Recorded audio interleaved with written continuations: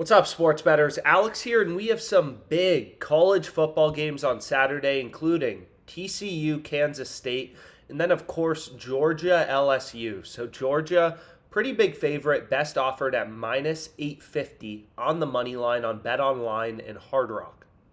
So, we say this all the time, but really the core of understanding how to make money betting on college football or any other sport is understanding that all of these sports books are independent markets, right? They all set lines independently and they all make money the same way by charging a spread called the vig or the juice, right? So when we're betting on sports as a sharp sports bettor, as a profitable sports bettor, we're hunting through the market, the totals, the spreads, everything, the player props. Now there's college football player props. We're hunting through the markets trying to find those rare few betting opportunities that actually beat the vig, beat the juice.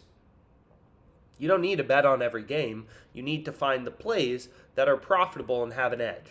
So the play I ended up going with today that just popped up, and again, this market's dynamic. You know, sports books, they can't keep everything in check. So here's a play I locked in on FanDuel. I only got $67. That's all they let me bet on this first quarter total. Sometimes when, you make a lot of money off a sports book or you're profitable on a sports book, they'll cut down your bet sizes. It's just part of the game. But you can see here, they offer so many different markets, things to bet on, right? You have first half, first quarter. And then if you go to the NFL or professional sports leagues, it's like there's literally limitless stuff you can bet on. So FanDuel probably has like 50,000, 100,000 odds on their site at any given time. They can't keep everything in check. So there's these rare few betting opportunities like Purdue Mich, first quarter total over 10.5 at plus 112, where they're screwing up. And you can see here, they're clearly screwing up. BetMGM has this minus 110, Caesars, DraftKings, 10Bet all have this minus 105, and then Pinnacle, the sharpest bookmaker in the world, they have this minus 107. So this is a play with an edge. And as I always say, the same strategy, it applies to betting on the NBA. So here you can see an NBA bet I gave out from the video yesterday, but the same strategy applies to any sport. Sportsbooks make money by charging a spread called the vig or the juice. As a sharp bettor, you're trying to beat the vig. You're trying to beat the juice. You're trying to find those plays where you actually have an edge.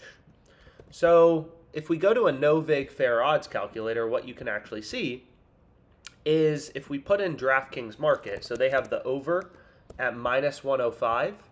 They have the under at minus 115. So they have the under favored, right? But not by much. Minus 115 versus minus 105. So if you remove the vig, you remove the spread, the true odds, according to DraftKings, would be plus 104. We got plus 112 on FanDuel.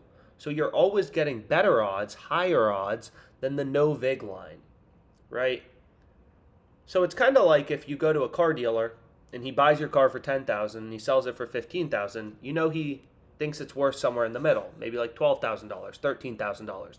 It's no different as a sharp sports bettor, right? If all the sports books are pricing this market around the same thing, minus 105, minus 115, then they all think that sure, the under should be slightly favored, but not by much. So we're getting value at plus 112, enough to beat the true odds or the fair odds with the vig removed. And that's a play we want to be on. So I locked it in. $67, 3.43% EV, 230. Another bet in my portfolio, right? I say it all the time. We're going to go on winning streaks, losing streaks, but we're up 47.6K so far just doing these videos since the start of football season. On September 12th was our first bet, and we lost our first four. But regardless, hopefully you guys can tail. Let's make some money.